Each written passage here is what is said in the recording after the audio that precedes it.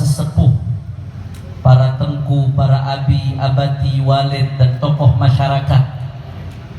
Wabil khusus hadir di tengah kita guru saya, Syekhi Al-Adib Al-Habib Muhammad bin Idrus Al-Haddad. Begitu pula tidak lupa kita sebutkan keluarga besar daripada sahibul haul, Sayyidil Walid Al-Marhum Wal-Maghfur lah Al-Habib Muhammad bin Ahmad Al-Attas.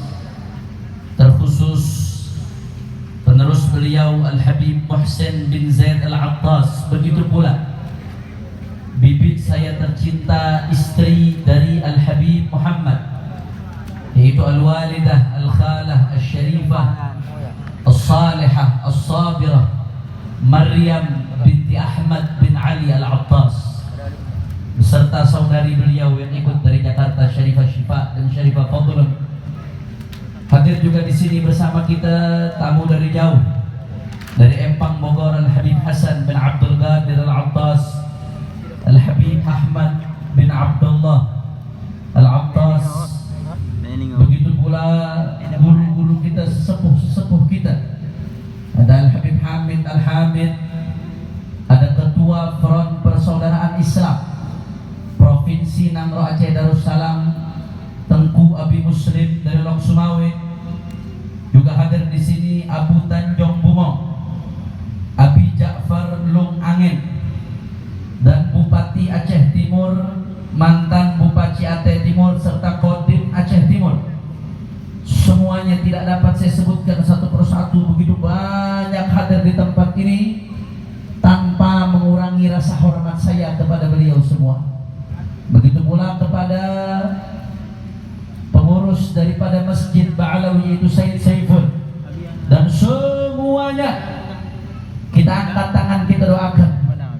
Mudah-mudahan para sesepuh kita, para habaib kita, para walid, para guru, para abi, para abati, dan para pejabat-pejabat kita yang baik, Allah panjangkan umurnya, Allah sehatkan badannya, Allah menangkan perjuangannya, Allah jaga zahir batinnya, amin ya rabbal alamin. Dan salam penghormatan yang paling istimewa saya hadiahkan kepada segenap panitia penyelenggara yang telah mensukseskan acara pada pagi hari ini, baik yang ikut andil secara moral ataupun secara material. Semuanya jazahumullah ahsanal jaza.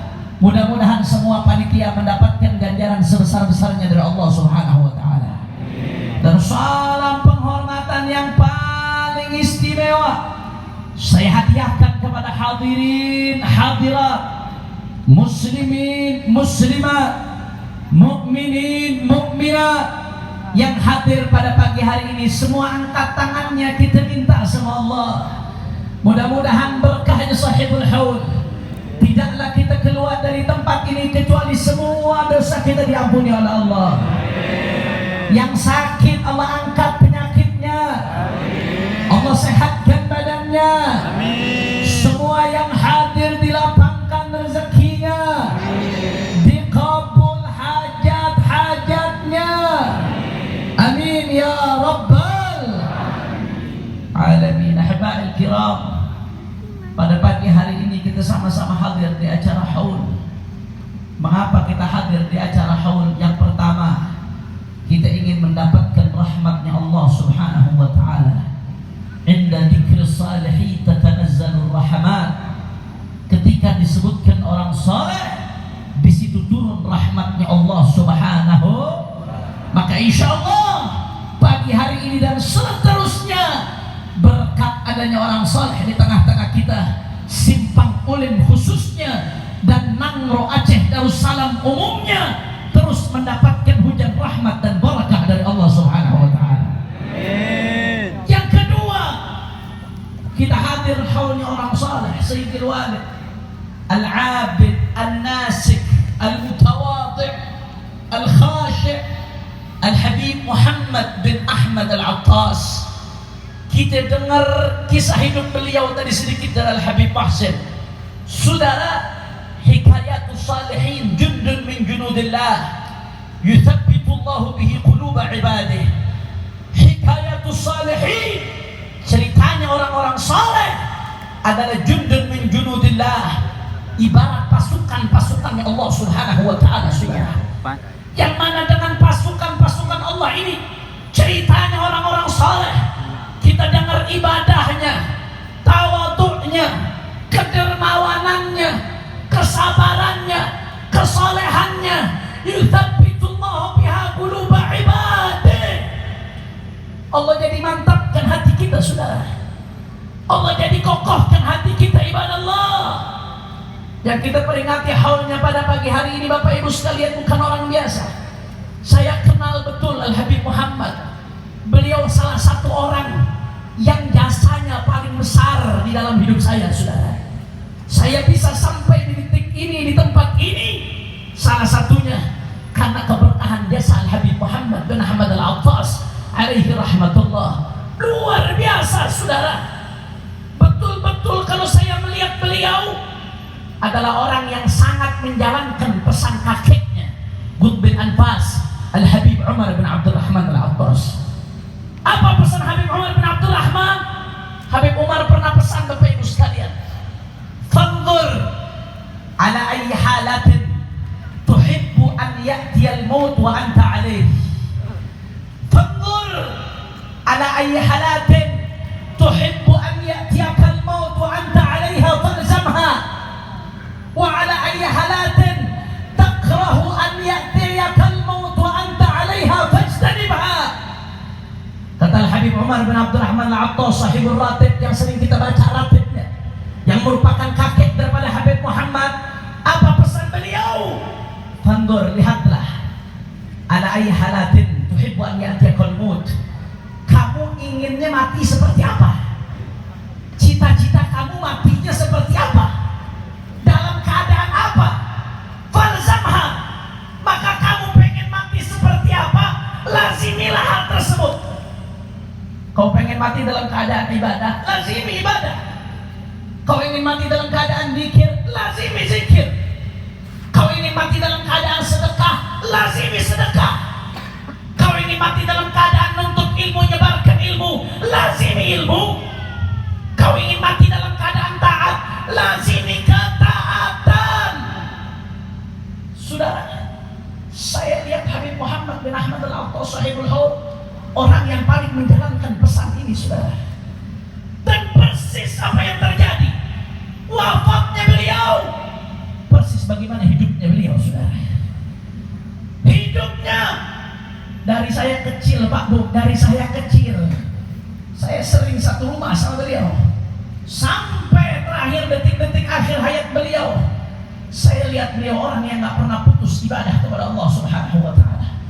Zikirnya luar biasa, salatnya luar biasa. Pengalaman saya, Bapak Ibu sekalian, saya gak pernah seumur-umur naik mobil lintas kota, lintas provinsi, dari naik sampai turun baca zikir kecuali sama Habib Muhammad. Pertama kali saya datang ke Aceh untuk hadir haul Tengku di Anjung, di Banda Aceh bersama Habib Muhammad. Kalau tidak salah saat itu tahun 2007 atau 2008, saudara. Di bulan Ramadan kita naik mobil dari Medan. Saya ingat waktu naiknya mobil Mercy yang nyetir Bang Abi. Tadi ada orang yang hadir itu. Dari Medan naik mobil, begitu masuk mobil Hanif mulai baca Ratib Al-Attas. Marhaban baca. Saya pikir setelah Ratib Al-Attas selesai, lanjut Ratib Al-Haddad, lanjut lagi baca Ratib Al-Haddad. Saya pikir setelah itu selesai, lanjut Yasin, lanjut Yasin. Setelah itu selesai, saya pikir lanjut Tabarok, lanjut Tabarok.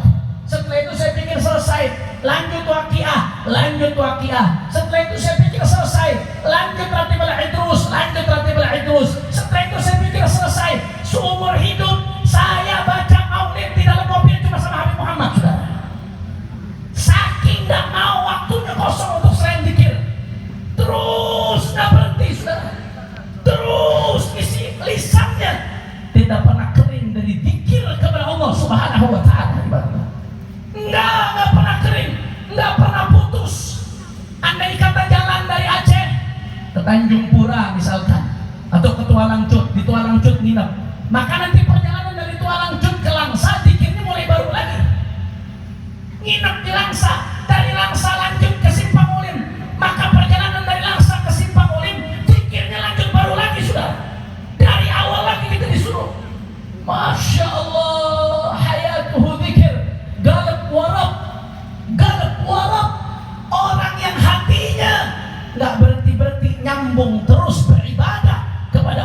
Subhanahu.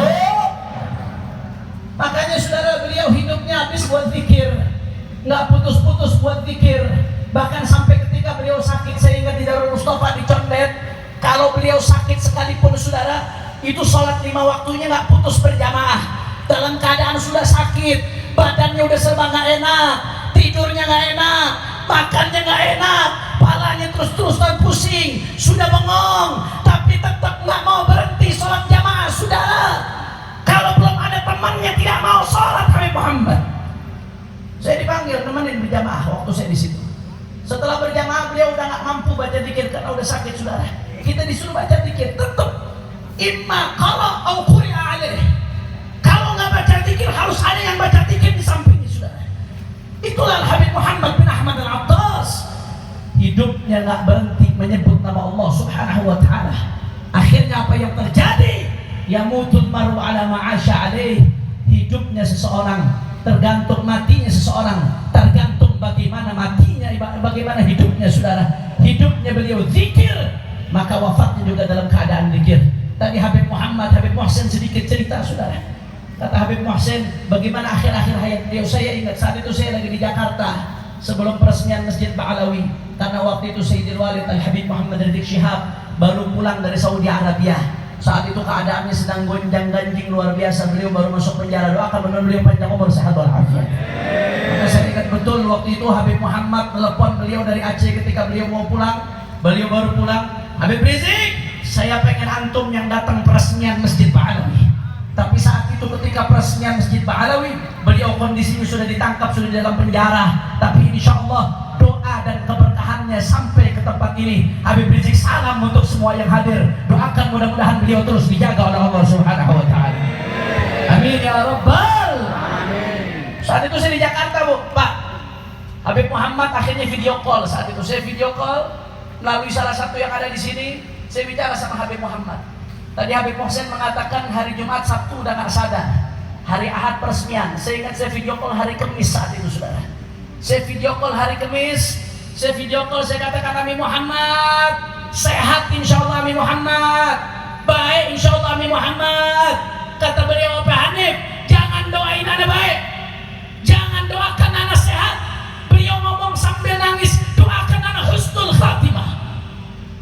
Jangan doakan anak sehat, jangan doakan anak baik, doakan anak husnul khatimah. 4 hari sebelum meninggalnya saudara. Dan memang dari ketika sakit setengah tahun sebelumnya beliau selalu kalau ketemu sambil nangis, doakan anak husnul khatimah, kata beliau saudara. Luar biasa. Dan apa kata beliau? Hanif, doakan anak husnul khatimah. Ana udah gak kuat, ana mau ketemu Allah, ketemu Rasulullah. Beliau saya dengar sendiri ketika video call. Apa kata beliau? Selesai peresmian masjid, saya sudah mau ketemu Allah, ketemu Rasulullah. Selesai peresmian masjid, saya mau menghadap Allah, menghadap Rasulullah sallallahu alaihi wasallam. Sallu ala Nabi Muhammad.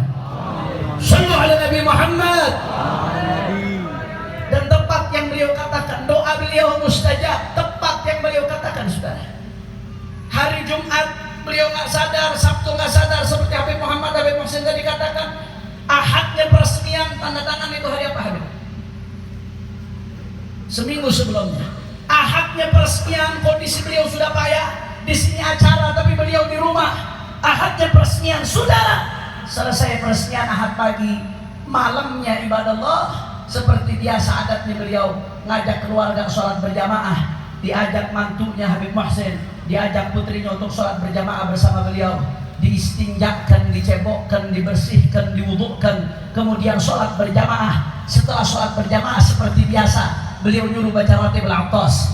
Dibacakanlah Ratibul Attas. Dan istiqamahnya beliau setiap baca Ratibul Attas, setelah Ghufranaka Rabbana wa ilaikal masir, sebelum Fawatih baca Dzikrul Jalalah yang sering dibaca Habib Umar bin Abdurrahman Al-Attas. Ketika dibaca itu Dzikrul Jalalah, la ilaha illallah Muhammadur Rasulullah, la ilaha illallah Muhammadur Rasulullah, la ilaha illallah Muhammadur Rasulullah sallallahu alaihi wasallam. Beliau tutup lisannya, tutup mulutnya, tutup usianya dengan kalimat la ilaha illallah Muhammadur. Selesai Dzikrul Jalalah, di situ beliau berpurang rahmat Allah Subhanahu wa taala. Man kana akhiru kalamihi minad dunya la ilaha illallah dakhalal jannah. Bicara dari Nabi, saudara, siapa orang yang ucapan terakhirnya dari kehidupannya di dunia la ilaha illallah, maka bisyarah kabar gembira dari Nabi, dakhalal jannah, dia akan masuk ke dalam surganya Allah Subhanahu wa ta'ala. Matinya beliau seperti hidupnya nggak lepas dari zikir, nggak lepas dari sholat jamaah, nggak lepas dari la ilaha illallah. Akhirnya Allah wafatkan dalam keadaan zikir, Allah wafatkan dalam keadaan berjamaah, Allah wafatkan dalam keadaan la ilaha illallah Muhammadur Rasulullah. Saudara, kita hadir di tempat ini bukan sekedar untuk mendengarkan kisah ini, saudara, tapi bagaimana kita bisa meniru ibadah Allah Al-Habib Muhammad bin Ahmad Al-Attas. Beliau hidupnya zikir, wafatnya zikir. Kita dalam hidup kita apa yang kita lakukan sehari-hari, saudara? Hidupnya handphone, hidupnya dengarkan lagu nggak selesai-selesai, hidupnya nonton hal-hal yang tidak bermanfaat, hidupnya ghibah, na'udzubillah.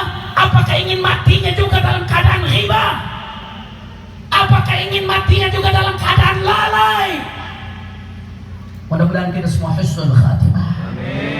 Husnul khatimah. Husnul khatimah. Amin ya rabbal. Bahkan nggak sampai di situ, saudara.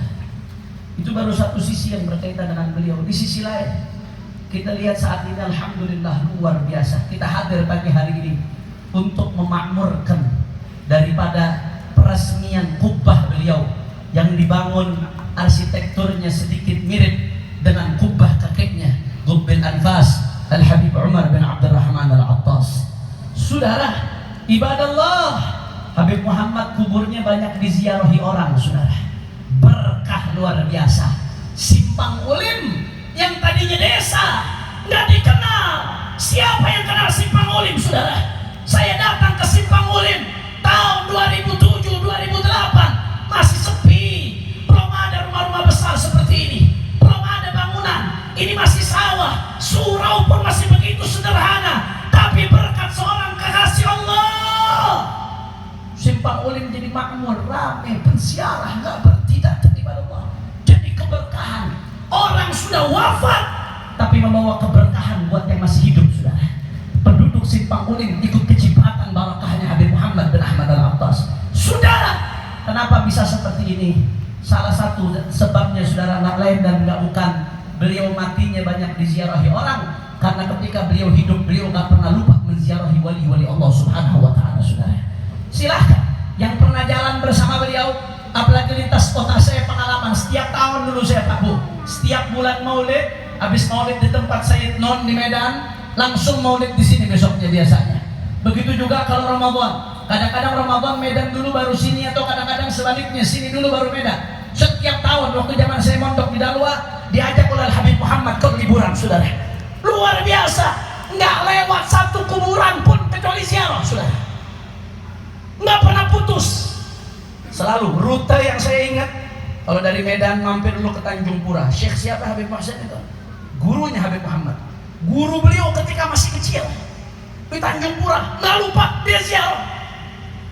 Sampai lanjut setelah itu, saudara, beberapa makom-makom aulia, kemudian sampai di Langsa ziarah, di Idi ziarah, di Simpang Ulim ziarah, sampai Tengku di Bukit, terus sudah ke Aceh, sampai ke Tengku di Anjung, sampai ke Syekh Kuala.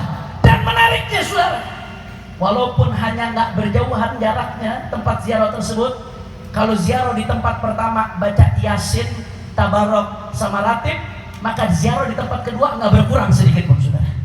Mau 10 kali ziarah sehari seperti itu yang dibaca, nggak berubah, asal kuat aja kalau ikut, saudara. Asal kuat. Saya kalau udah ikut sama beliau, pokoknya kalau ada kesempatan ngeringkes beliau nggak tahu saya ringkes, beneran dimaafin sama beliau.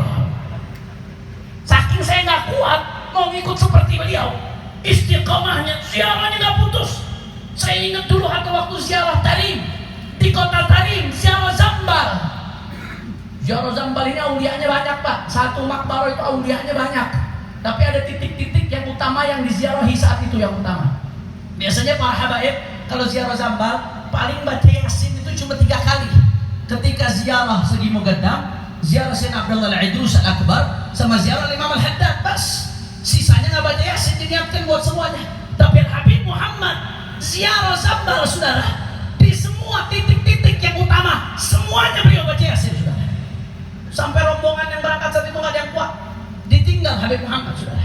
Nggak ada yang sanggup mengikut ziarahnya Habib Muhammad bin Ahmad Al-Attas. Sampai akhirnya apa yang terjadi? Begitu beliau ditinggal, yang saya dengar dari orang yang nganterin beliau, akhirnya yang nyamperin beliau, yang jemput Al-Allamah Al-Arif Bilal Habib Hasan bin Abdullah Syatiri, saudara. Dijemput oleh Habib Hasan bin Abdullah Syatiri. Luar biasa, ziarah aulianya nggak putus. Kalau di Jakarta nggak berhenti, setiap bulan pasti ada rutinan ziarah ke makamnya para wali, menyambung ikatan batin, mendekatkan diri kepada Allah, mengenang perjuangan mereka, mengenang kematian. Ziarahnya luar biasa. Setia ke orang tuanya, setia ke gurunya, setia. Meskipun sudah wafat, nggak pernah dilupakan. Fatihah nggak berhenti-berhenti, nggak pernah putus, nggak pernah kurang sedikit pun. Akhirnya apa yang terjadi? Semasa hidupnya beliau hubungan batinnya kuat, sering ziarah para aulia Allah, ziarah para kekasih Allah dengan penuh istiqamah dan penuh ketulusan. Maka setelah wafatnya makam beliau dipenuhi dengan penziarah, saudara. Allah tunjukkan keberkahan, karamah yang sama-sama didengar oleh penduduk Simpang Ulin sehari setelah beliau wafat. Penziarah berdatangan Simpang Ulin yang tadinya tidak dikenal, tapi saat ini menjadi begitu berkah, terkenal di mana-mana. Di Jakarta orang tahu Masjid Ba'alawi Simpang Ulin, saudara. Takbir, takbir, Allahu Akbar. Kenapa bisa seperti ini setelah matinya? Karena saat hidupnya seperti itu ibadah Allah. Kira-kira sampai sini jelas atau tidak? Jelas atau tidak? Sekarang tinggal pertanyaan buat kita masing-masing. Kamu mau matinya seperti apa? Lihat hidupmu sekarang. Apa yang kau petik nanti adalah apa yang kau tanam hari ini. Apa yang kau petik nanti apalah apa yang kau tanam hari ini, saudara.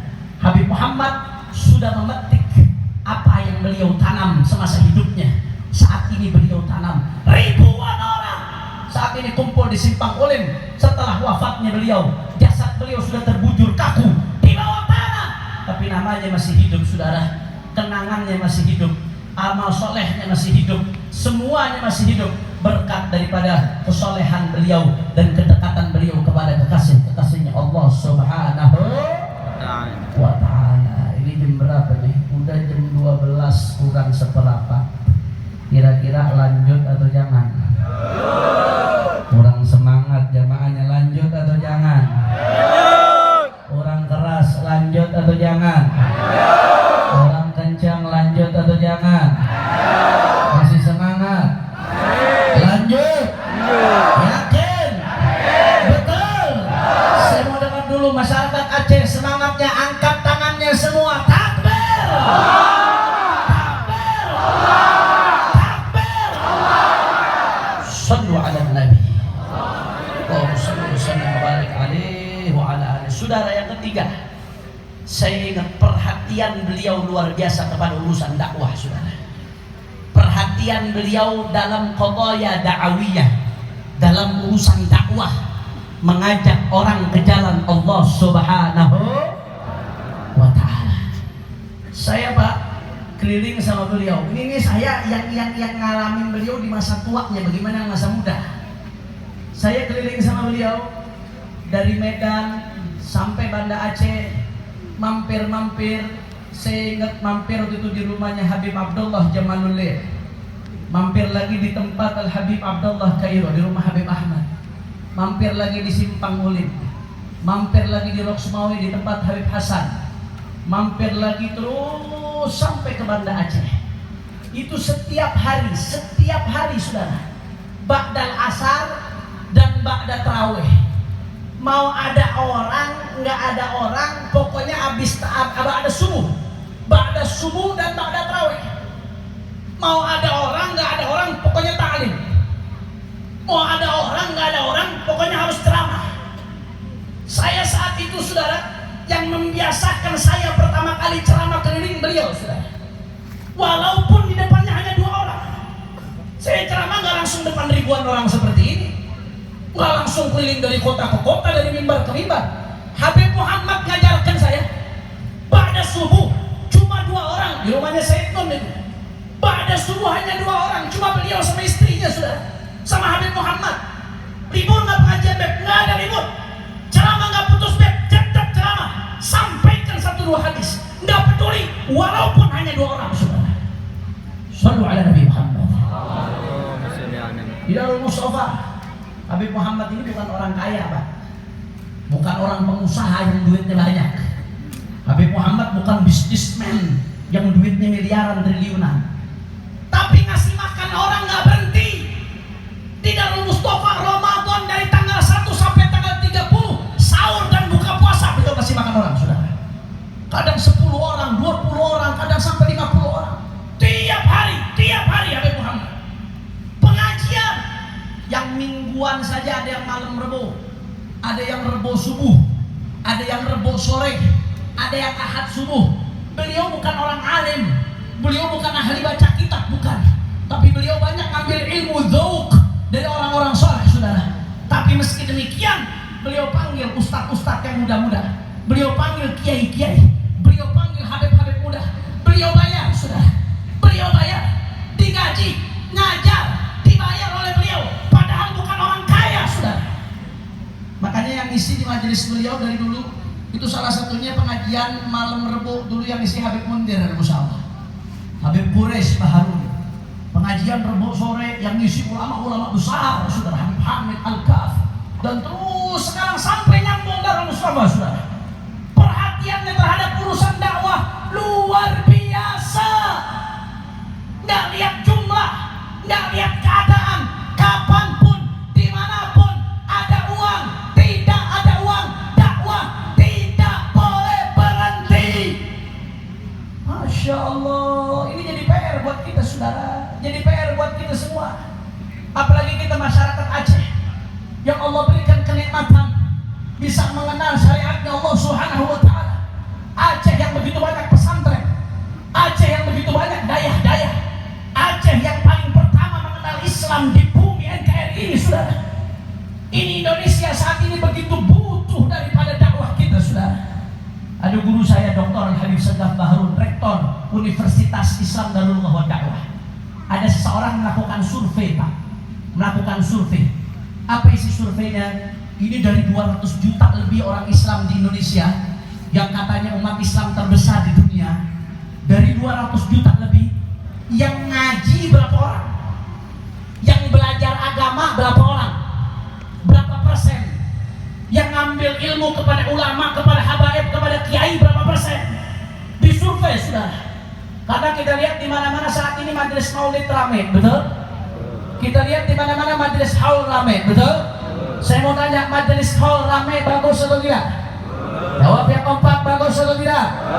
Majelis maulid ramai bagus atau tidak? Tabligh akbar ramai bagus atau tidak? Bagus, kita senang. Tapi kita juga bertanya-tanya, pengajian ramai atau tidak? Nuntut ilmu ramai atau tidak?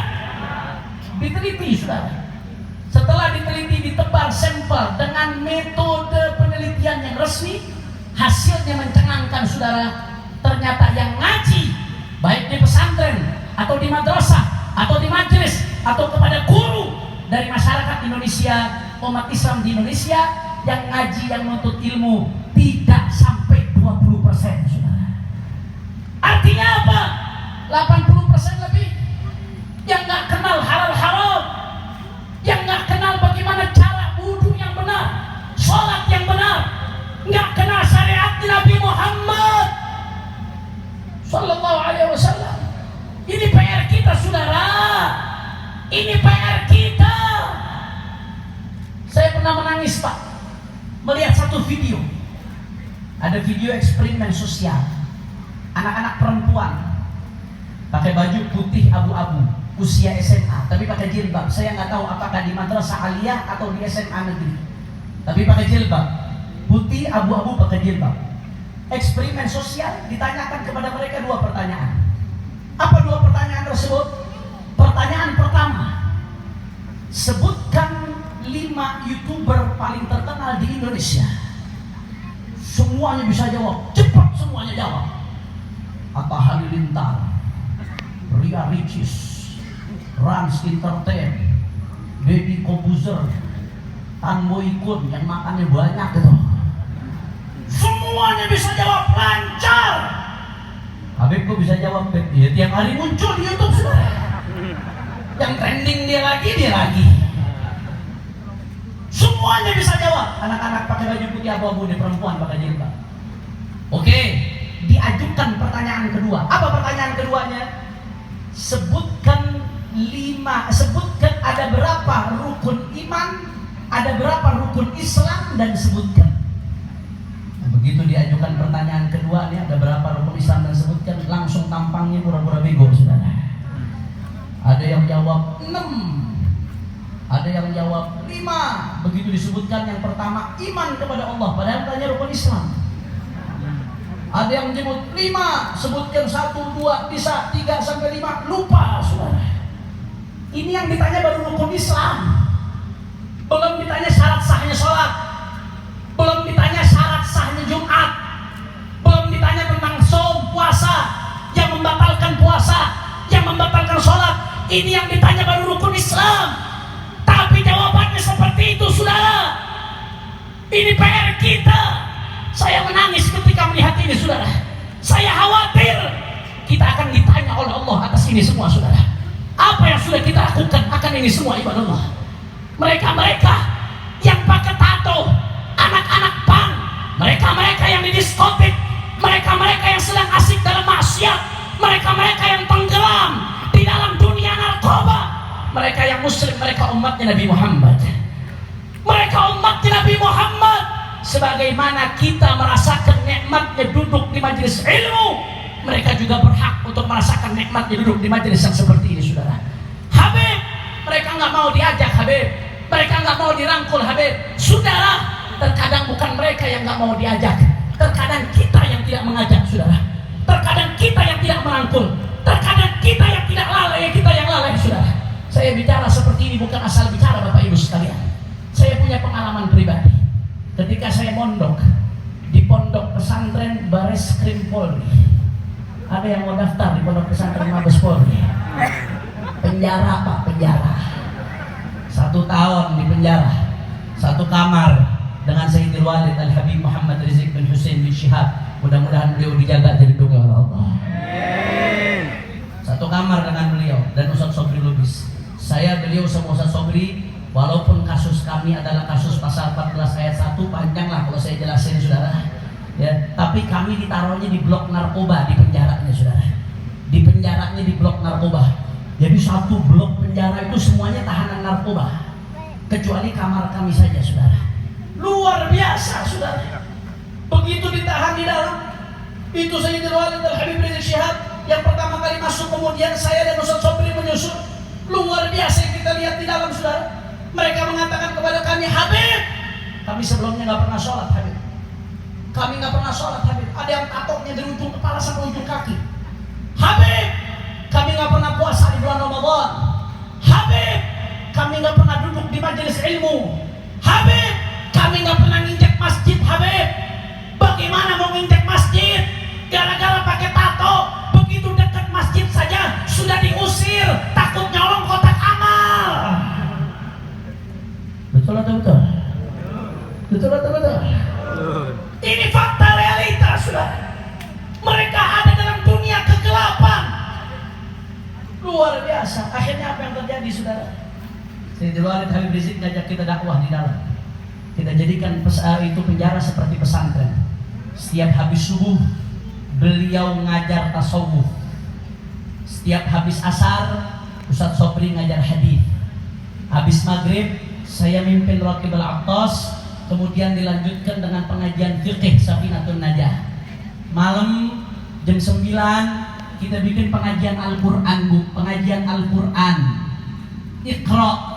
Jadi tahanan-tahanan yang sudah bisa baca Al-Quran kita berdayakan untuk ngajar tahanan-tahanan yang belum bisa baca Al-Quran. Kebanyakan yang udah bisa baca Al-Quran tahanan narkoba dari Aceh saudara. Pinter-pinter baca Qurannya udah. Tapi luar biasa. Waktu saya sama Habib Rizik masuk penjara, yang pertama bantu kami di dalam adalah tahanan-tahanan dari Aceh saudara. Takbir!